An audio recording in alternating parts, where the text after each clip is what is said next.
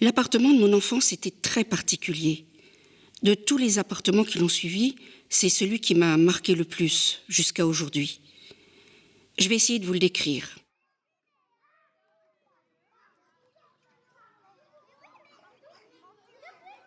Imaginez une enfilade de pièces, toutes reliées par une porte communicante et donnant toutes sur un immense couloir étroit et sombre, éclairé seulement par une ou deux ampoules sans éclat. Ce couloir ceinturait les pièces en suivant une légère courbe, puis il aboutissait à une dernière porte qui donnait sur la chambre des frères. Il était haut de plafond, gris sale et triste, couvert tout du long d'étagères où s'entassaient des piles de revues poussiéreuses et jaunies par le temps. Ce corridor, dont je guettais les moindres bruits, je le parcourais comme si un danger latent pouvait surgir avant que je n'atteigne la porte de ma chambre. Des ombres s'y profilaient parfois, et l'absence de lumière naturelle lui donnait un aspect inhospitalier. Cet espace insécure a pourtant donné naissance aux rêves les plus fous. Celui que j'ai choisi se passe lorsque j'avais entre 8 et 10 ans.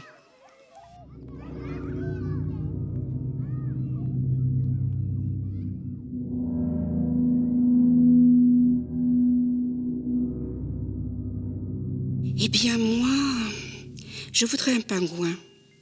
C'est mon rêve depuis toujours. Un vrai, bien sûr. Pas une peluche. Un tout petit. C'est tellement mignon. Sa démarche est si drôle. Son petit air penché. Sa redingote noire sur une chemise blanche. Quelle classe. Quelle distinction. Et surtout, quel charme. C'est un petit animal séduisant, touchant. On a envie de le prendre dans ses bras, de lui parler tout bas. Il marche en se dandinant comme Charlot. Il ne lui manque que la canne et le chapeau. Il nage aussi pour se nourrir. Et quand il a froid, il se blottit contre ses semblables. Il aime ses poussins. C'est un bon parent. Mais il est vulnérable, surtout s'il est de petite taille. Il a beaucoup de prédateurs dans la nature, le pauvre chéri. C'est pourquoi je lui sauverai la vie, en le mettant dans la baignoire remplie tous les jours de pain de glace. Après tout, les locataires précédents l'utilisaient bien comme une réserve à charbon. Elle est toute petite. Il n'y a qu'une baignoire aux pieds recourbés et un bidet à l'ancienne où nous élèverons des poissons. De temps en temps, il marchera dans le long couloir obscur. Il n'aura pas peur, car nous serons là, et il nous prendra pour ses parents. C'est pourquoi il faudra le prendre tout bébé. Nous lui donnerons d'abord des anchois, puis des crevettes, et plus tard des petits poissons. Aucun rapace ne se jettera sur lui pour le dévorer. Il sera bien en sécurité ici. Vous êtes d'accord, les enfants? Oh oui, bien sûr, maman. Ton rêve, c'est le mien aussi, tu sais. J'y crois autant que toi, peut-être même davantage, parce que je suis une petite fille. Et toi, tu es toute puissante. Je suis sûre que nous l'aurons un jour, ce poussin pingouin. Je le vois déjà.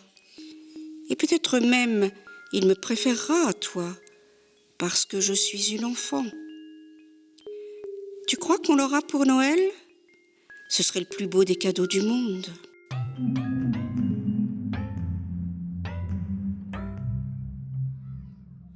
Mais il n'y a jamais eu de pingouin dans notre appartement. Le couloir est resté triste et sombre. Et moi, j'avais dans mon cœur ma première déception. ma première méfiance par rapport aux paroles trompeuses de ma mère.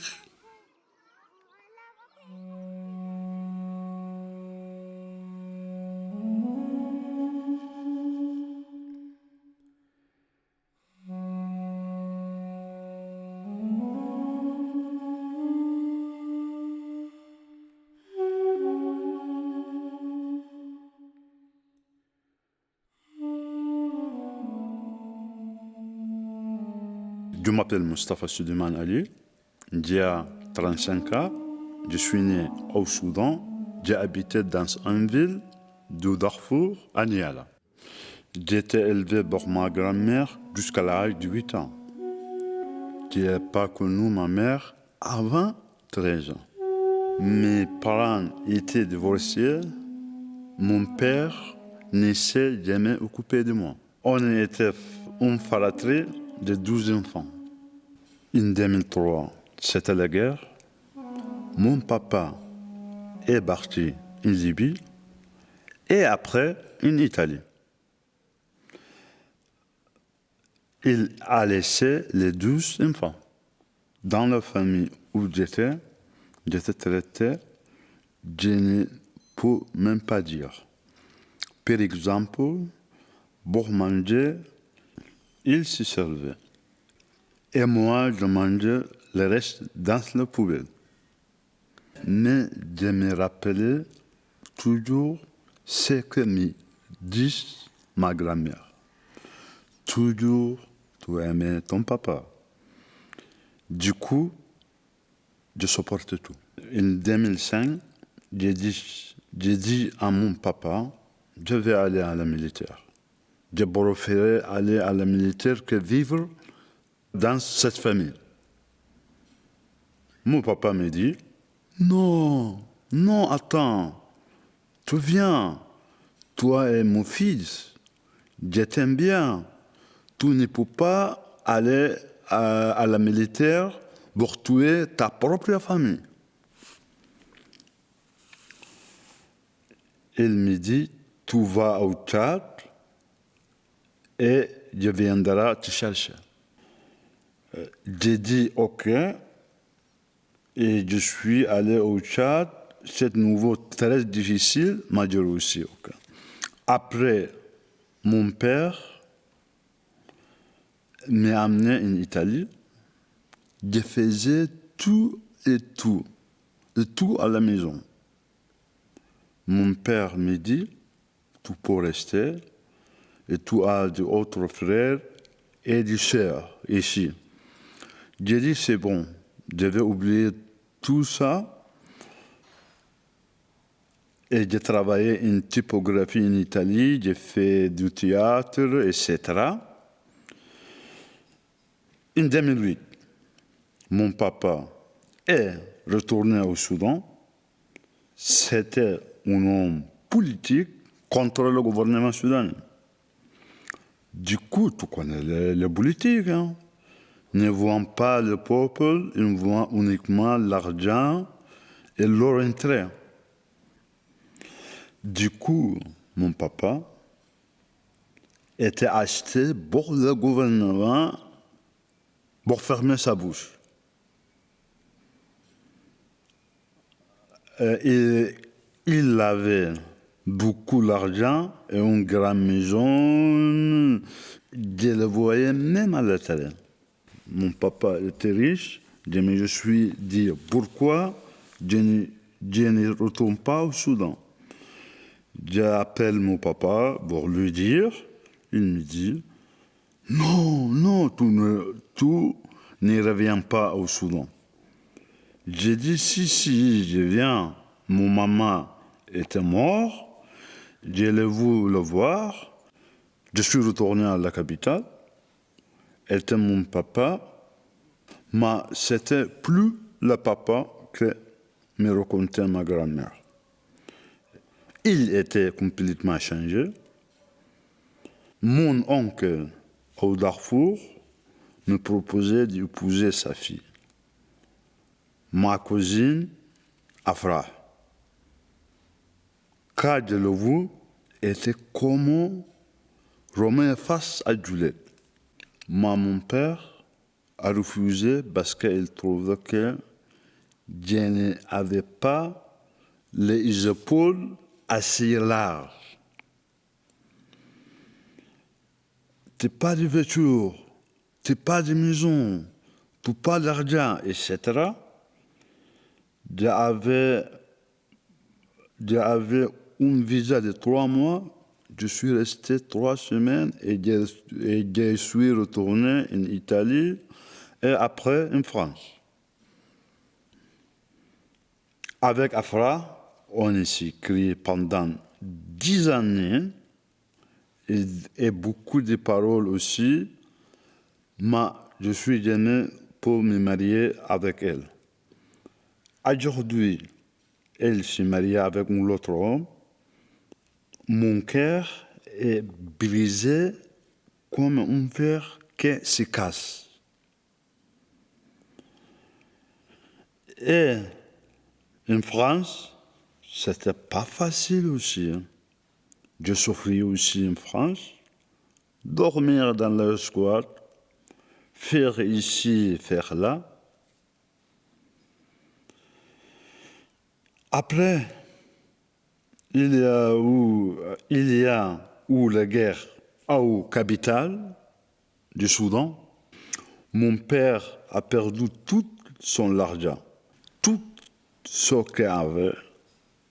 Après, il est revenu vers moi. Ali, mon fils, tu peux envoyer de l'argent? J'ai dit, tu connais. Dans toute la religion, le papa, c'est le papa et la maman, c'est la maman. C'est sacré. Mais moi, j'ai dit, mon papa, excuse-moi, je ne peux pas. Parce que tu as refusé que de me marier avec ma cousine, Afra. Tout m'a fait sortir du Soudan parce que tu avais du pouvoir. Et maintenant, tout est dans la mer, tout vient me chercher. Et moi, ça ne va pas. Tout le monde m'appelle, allez, il faut ici et cela. Je dis, je ne suis pas méchant. Je ne peux pas parler à mon papa. Je peux dire, oui, allô, mon papa, comment ça va, etc. Mais c'est pas comme en 2006. Je parle avec la bouche, mais le cœur dit non.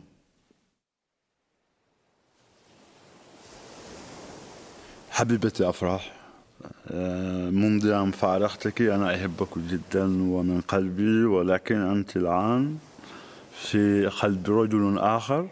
أتمنى لك حياة سعيدة يا حبيبتي، ونتمنى لك حياة شيقة، وشكرا.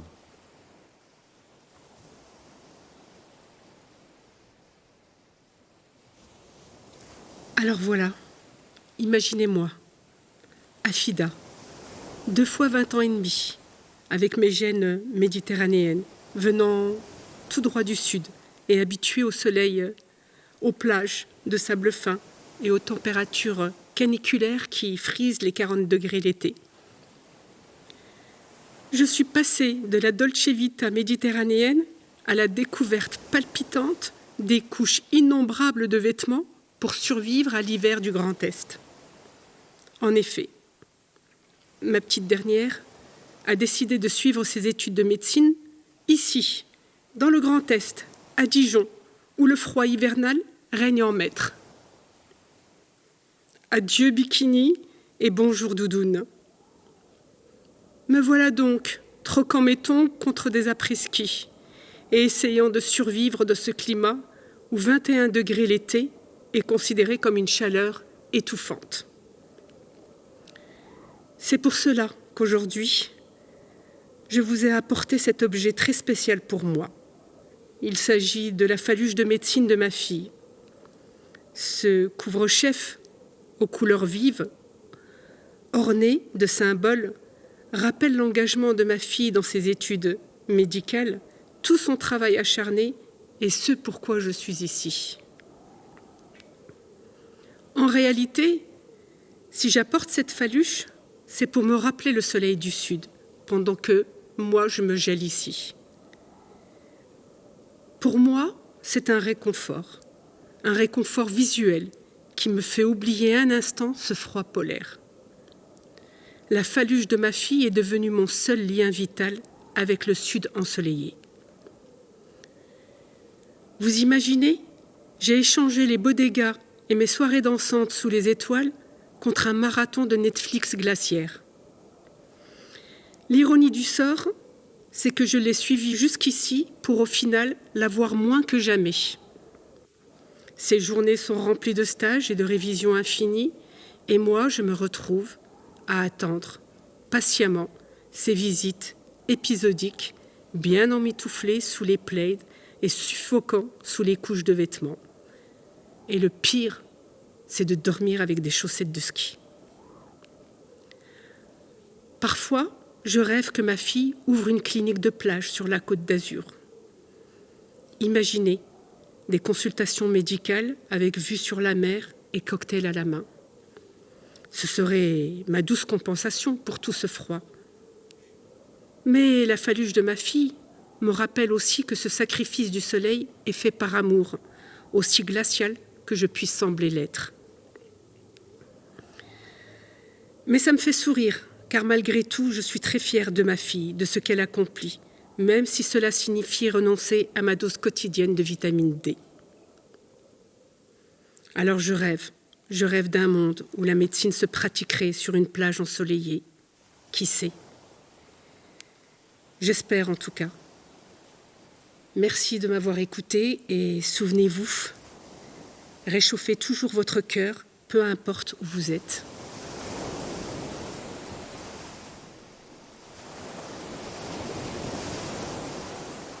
Oči čarnie, oči gušie, oči strasnie i prekrasnie. Как люблю я вас, как боюсь я вас, знать то видел я вас, не добрый час. Mon histoire, elle commence en 2021. Après avoir passé mon bac en juin, j'avais décidé de faire des études audiovisuelles. Alors j'ai cherché pendant un certain temps mon école. Puis après, j'ai été admis dans une école au nord de la périphérie lyonnaise. Comme toute nouvelle vie étudiante qui se respecte, il est important de s'amuser pour décompresser de tout le stress accumulé par les cours, bien que je ne sois absolument pas débordé par le rythme de la formation. Je dédiais alors mon temps libre aux projets extrascolaires de l'école, et notamment un qui me tenait beaucoup à cœur, c'était la création et le suivi du bureau des étudiants, élément essentiel, incontesté pour le bon déroulement de la vie étudiante d'un campus. En début d'année, mes confrères et moi, et moi-même, avions eu l'idée d'organiser une soirée en accord avec les dirigeants d'un bar dansant, les Poupées Russes à Lyon. C'est lors de cette soirée que mon histoire commence réellement. Aux alentours de 2h du matin, mon pote Raphaël me convainc de l'accompagner fumer et accessoirement tenir la chandelle pendant qu'il drague une fille de l'école. Du coup, on sort. Je l'accompagne jusqu'à la meuf, il prétexte qu'il a besoin d'un briquet ou je sais pas quoi. Et je le laisse. Je repars. Et au moment de repartir, je vois qu'il y a une meuf qui fume, qui est sur son téléphone devant le bar et qui porte une énorme chapka noire. Au début, je pensais que c'était une fille du campus. Alors je lui dis « Ça te plaît pas la soirée ?» Et j'ai eu une réponse assez inattendue. Sorry, I'm Russian. Do you speak English? Autant vous dire que j'ai reçu les compétences nécessaires au lycée pour comprendre cette question, mais alors je n'ai aucun niveau pour lui répondre. Je me souviens avoir dit bégayer quelque chose moitié anglais, moitié français, peut-être même de l'espagnol. Et puis de fil en aiguille, je pense qu'elle voyait l'effort que c'était pour moi d'essayer de formuler quelque chose de structuré en anglais. Elle rigolait un peu, peut-être à défaut de me comprendre. J'ai donc pu faire la connaissance de Eva, qui avait 19 ans, qui était en études de commerce international et qui venait à faire son projet Erasmus en France, à Lyon. Oui, il faut dire que j'avais bien bu à cette soirée, donc je pense que je viens de vous dire l'essentiel des informations que j'ai pu emmagasiner et dont je me souviens de cette soirée. On a parlé pendant quelques heures de tout, de rien, tantôt en anglais et tantôt dans ma langue, car elle comprenait un peu le français. On a échangé nos réseaux sociaux, on est sorti du bar, on s'est dit au revoir et puis chacun est parti de son côté. Le lendemain matin, j'ai vu que j'avais reçu un message. Alors je l'ouvre et je vois marqué « Je suis désolé, mais j'ai oublié ma chapka au bar hier soir. Est-ce que tu pourrais me redonner l'adresse du bar où nous étions hier ?» Manifestement, elle avait dû bien boire aussi ce soir-là. Et moi, à ce moment-là, je me suis dit « c'est un signe du destin, quoi. C'est le bon Dieu qui m'envoie un message. C'est une perche qui m'envoie. Et moi, je lui propose, parce que nous devions aller parler au gérant du bar concernant une autre future soirée avec mes collègues. Et du coup, je lui dis en anglais, j'ai un truc à faire au bar cet après-midi, donc si tu veux, je te récupère la chapka, je la garde, et puis je te la rendrai quand ça t'arrangera en ville, quand tu auras un moment. Et elle me répond, pas de souci, garde-la bien, etc. Puis on se redit ça. Bon. On a continué à faire connaissance avec Eva pendant quelques mois.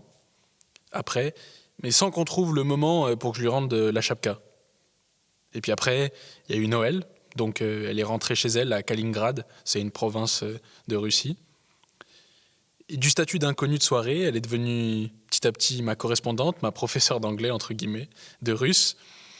Et moi, je lui apprenais le français. On s'appelait peut-être assez régulièrement quand même.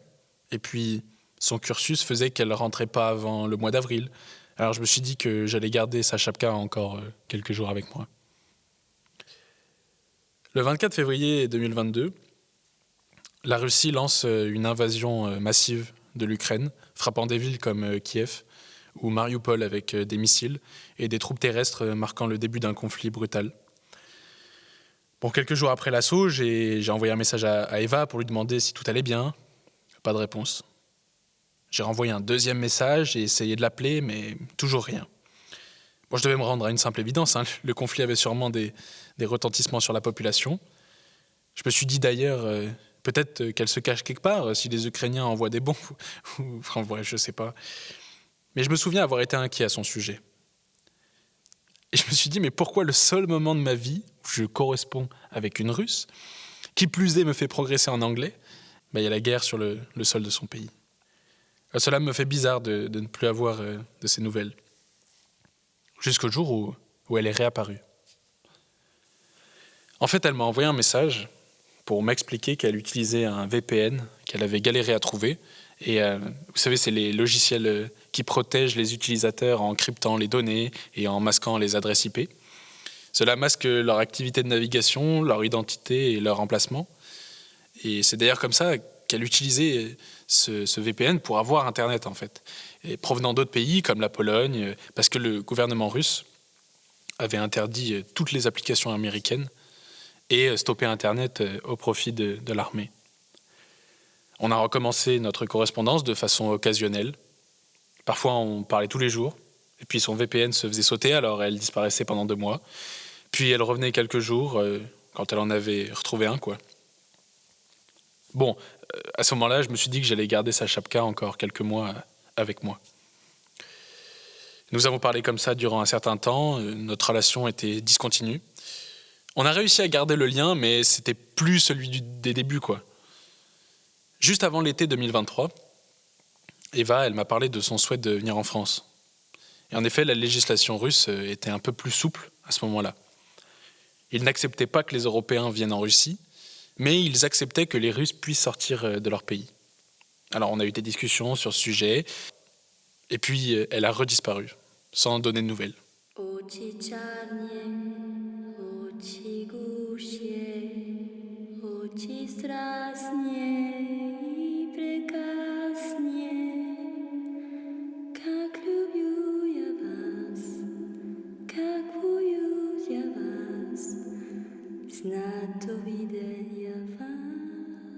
Elle est revenue à la rentrée en septembre pour donner son explication.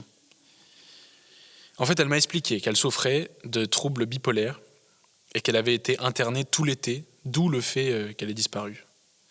Elle m'a dit qu'elle avait donc arrêté les études et que pour l'instant, elle se concentrait sur sa santé mentale. Elle faisait des allers-retours entre chez ses parents, chez elle et l'hôpital psychiatrique. C'est là que j'ai commencé à voir qu'elle avait aussi changé physiquement. Elle portait des vêtements de plus en plus larges, comme pour se cacher. Elle faisait pousser comme de longs cheveux, avec une frange, comme pour cacher son regard. J'ai été témoin d'ailleurs de sa maladie en vidéo lorsqu'elle passait du rire aux larmes, de la tristesse à la colère, sans raison. À partir de ce moment-là, j'ai le visage d'une autre personne, de quelqu'un de plus en plus fatigué par les médicaments. Elle coupait d'ailleurs à cette époque les 3/4 de nos appels vidéo pour aller dormir, car elle se sentait tout le temps fatiguée. J'ai à ce moment réalisé que j'allais garder sa chapka beaucoup plus longtemps que ce qui était convenu. Le 6 décembre 2024, Eva a fêté ses 22 ans. Ça doit faire maintenant 3 ans que je la connais. Et quelques jours avant son anniversaire, je l'ai appelée, comme ça, de façon impromptue. Et lors de l'appel, elle m'a conseillé d'être toujours célibataire pour cet été, car elle risquait de venir au mois d'août. Puis elle a enchaîné en me disant que la nuit passée, elle avait pour la première fois entendu des voix dans sa tête et que cela lui faisait peur. Elle a fini l'appel en me conseillant de ne l'appeler que en vocal, car la vidéo est interdite dans l'établissement où elle est admise. C'est le propre de son trouble d'avoir des phases de haut, de bas et d'y mêler des soudaines propositions à sa triste réalité. Et après tout ce temps, j'ose espérer que Dieu lui rendra la vie moins lourde, diminuera ses problèmes psychologiques. En tout cas, pour elle, je garde l'espoir et la chapka.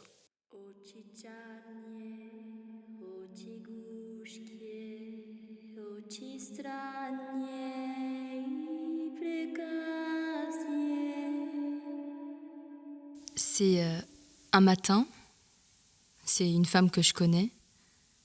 Elle m'envoie une photo sur laquelle il y a ma boucle d'oreille sur son lit. Et en fait, je touche mes oreilles sur le moment et je me rends compte que j'ai plus mon autre boucle d'oreille. Je me dis merde, ma boucle d'oreille, elle est tombée dans son lit, je l'ai oubliée dans son lit. Je me souviens sur le moment même, je réponds à sa photo par message.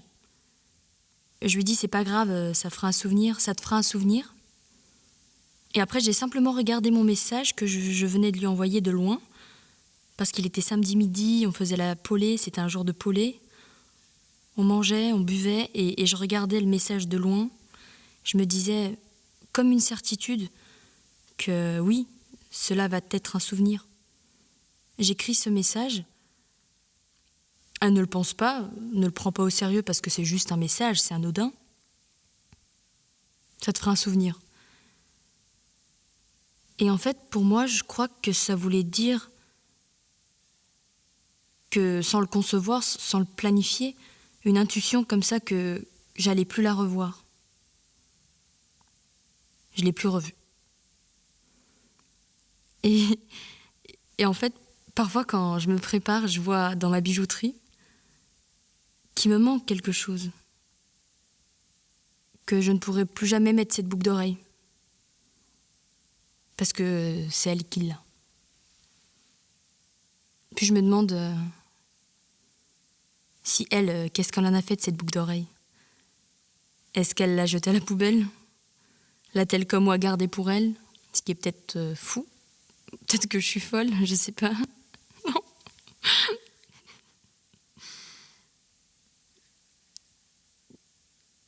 Je sais pas. En fait, je m'attache à des objets que... Je me prends la tête sur des objets qui, pour l'autre, n'ont aucune valeur intime. Un objet comme ça qui me rappelle juste une nuit passée avec elle.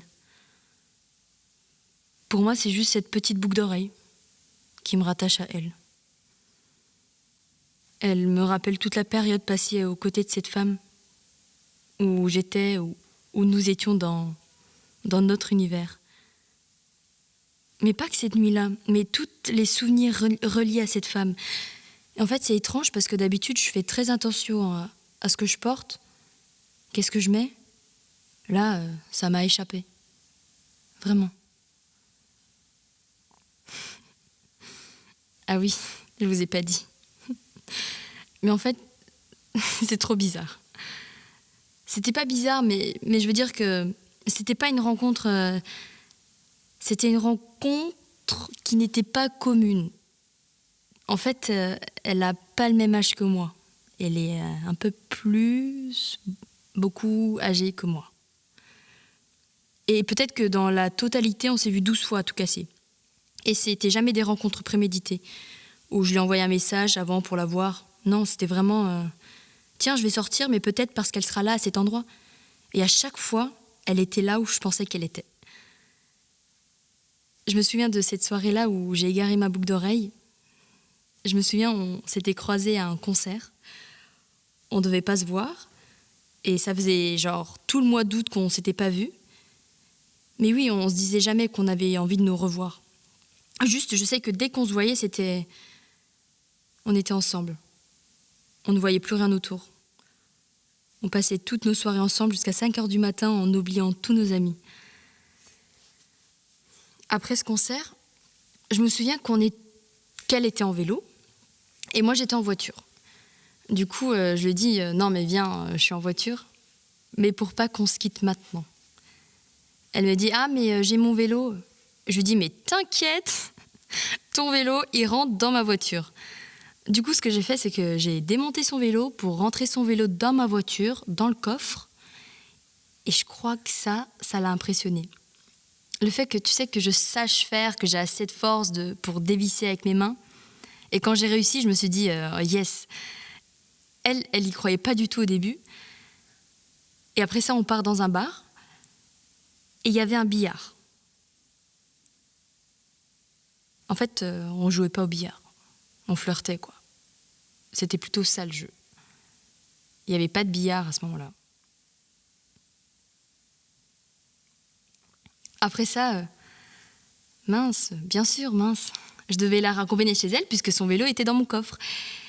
Devant chez elle, je remonte son vélo, voilà, et je dis, je crois qu'il était déjà bien 2-3 heures du matin, je lui dis, je crois que j'ai faim. Elle me dit, bah tiens, ça tombe bien, chez moi j'ai à manger. Et du coup, on est monté chez elle. J'étais tellement fatiguée, j'avais travaillé toute la semaine dans les vignes. Elle, c'est une personne qui parle beaucoup. Ouais, elle parle beaucoup. Mais en fait, quand j'aime une personne, je suis très silencieuse. Je ne parle pas. Je suis comme muette. Je ne parle plus. Je peux l'écouter parler pendant des heures et des heures. Je me souviens, je l'écoutais affaler sur son frigo pendant qu'elle réchauffait ses boulettes végétariennes, pendant qu'elle me racontait ses relations toxiques avec sa famille. Littéralement, je m'endormais devant elle. Mais elle ne le voyait absolument pas. Et au moment où on finit de manger, je ne sais pas pourquoi, ni par quelle force, je crois que c'est juste mon corps qui est parti. Je vais sur son lit, je me pose en boule, et là, je m'y attendais pas. Je crois que c'était pas nécessaire non plus. Bah, elle m'embrasse. Et en fait, on a tout fait sauf ce que vous pensez. On a changé sa housse de couette. Pardon, mais c'est très intime. Il y a eu un moment où je crois que ça m'a marqué. C'est... en fait, elle s'arrête, elle prend son pouls, et elle dit « Non, mais attends, là, mon cœur, il bat trop vite. » Elle l'a fait très sérieusement. Elle dit « Fais voir le tien. » Elle prend juste un temps comme ça, et puis c'est reparti.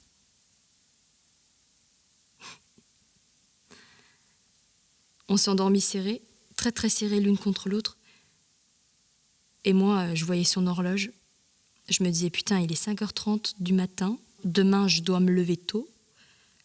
Mais je ne sais pas pourquoi je suis partie. Je sais pas pourquoi. Ça peut-être qu'elle ne l'a pas compris. J'en sais rien, je sais pas. Je suis juste repartie.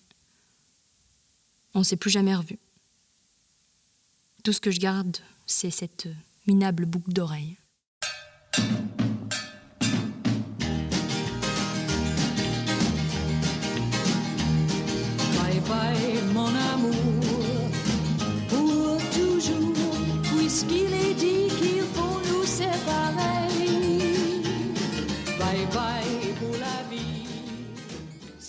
Je m'appelle Léna et j'ai 39 ans. Il y a une période de ma vie dont je ne peux pas trop parler à cause d'un blackout. C'était entre l'âge de 20 à 29 ans. C'est une période où j'ai été vraiment bourré de médicaments neuroleptiques à la suite d'une profonde dépression. C'était une dépression pendant laquelle je me posais énormément de questions sans avoir de réponse. À cette époque, j'étais chez mes parents et j'avais ce sentiment flou de ne pas me sentir garçon. C'était compliqué à expliquer, surtout à comprendre pour moi. J'ai grandi en ayant pris ce rôle. J'avais l'impression d'être comme déguisé en permanence.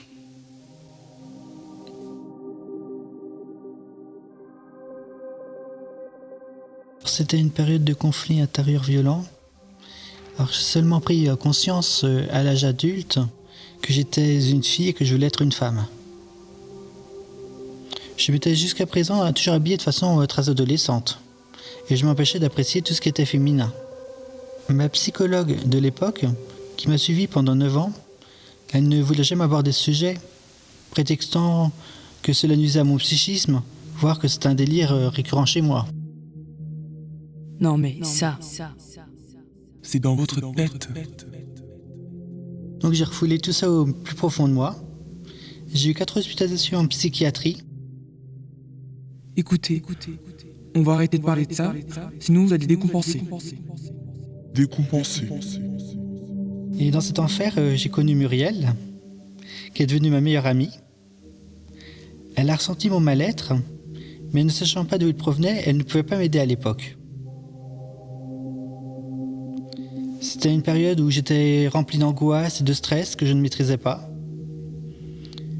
La seule solution des médecins, ça a été de me gaver de plein de neuroleptiques qui traitaient de la schizophrénie, parce qu'à cette époque, la dysphorie de genre était considérée comme de la schizophrénie.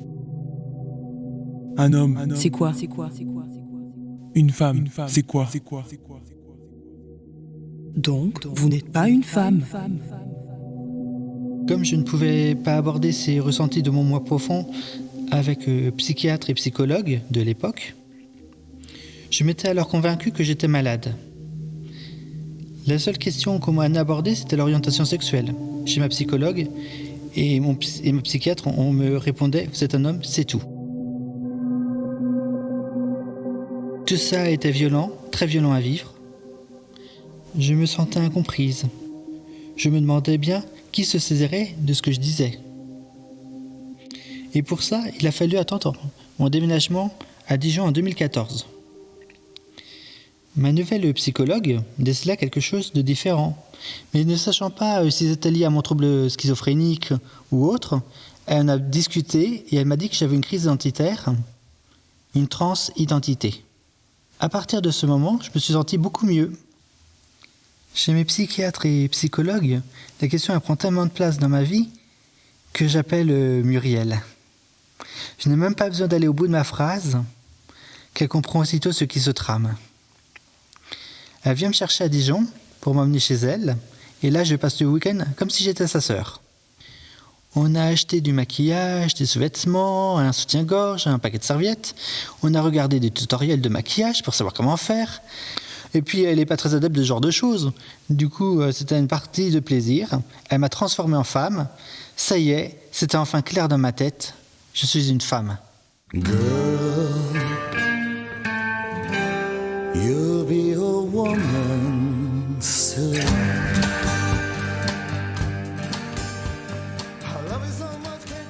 Ma première robe, je l'ai achetée bien plus tard avec Angélique, une autre amie. Pour l'instant, je ne me promène pas encore en robe. Je ne me sens pas suffisamment armé pour affronter la violence verbale, physique des autres personnes. Notamment de ma propre famille, où l'incompréhension règne et où je ne dois pas me montrer trop féminine. D'ailleurs, lors de mon coming out singulier, ma psychologue et mon psychiatre ont reçu beaucoup de messages de ma famille qui prétextaient que j'étais délirante, que je partais avec n'importe qui, alors qu'ils connaissaient ma meilleure amie Muriel. En rentrant, j'ai eu droit à un questionnaire de ma mère. « Ah, tu te sens fille ?» Ce à quoi je répondis par un oui, sûr de moi, et de ma décision de commencer une transition médicale. Ce à quoi elle m'a répondu « On voulait tout sauf ça. » T'es la branche de la famille qui va disparaître. Puis avec ma psychologue, on a acheté mes premiers hauts féminins, mes premiers collants. Pour ma famille, je suis mi-homme. Pour le reste du monde, je suis mi-femme. Et donc, je mène une double vie. Alors, il y a 2 ans, ma belle-sœur Marion et mon frère, ils m'ont offert un Daruma. C'est une figurine qui vient du Japon. C'est une figurine aveu. Donc, les yeux du Daruma, ils sont blancs. Et il faut les remplir. Alors, il faut remplir les yeux, mais d'abord l'œil droit lors de la formulation d'un vœu, puis remplir l'œil gauche lorsque le vœu est réalisé.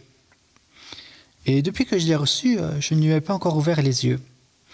J'attends d'avoir terminé ma transition. Quant à mon prénom Léna, je pensais prendre le prénom Léa. Une ancienne collègue s'appelait comme ça et j'aimais ce prénom. Seulement, elle m'a posé 3 fois un lapin et du coup, je me suis dit que je ne pouvais pas prendre Léa. Et en regardant un documentaire sur la transidentité, il y avait une personne se prénommant Léna. Je me suis dit, ça ressemble à Léa et c'est joli. Alors, il se trouve que mes parents, ils souhaitaient avoir une fille qui se prénomme Milena. Alors moi, j'ai juste pris la fin de ce prénom. Et parfois, ma mère, quand elle est de bonne humeur, elle m'appelle Milena. Mais la plupart du temps, on m'appelle encore par mon dead name ou un diminutif de celui-ci.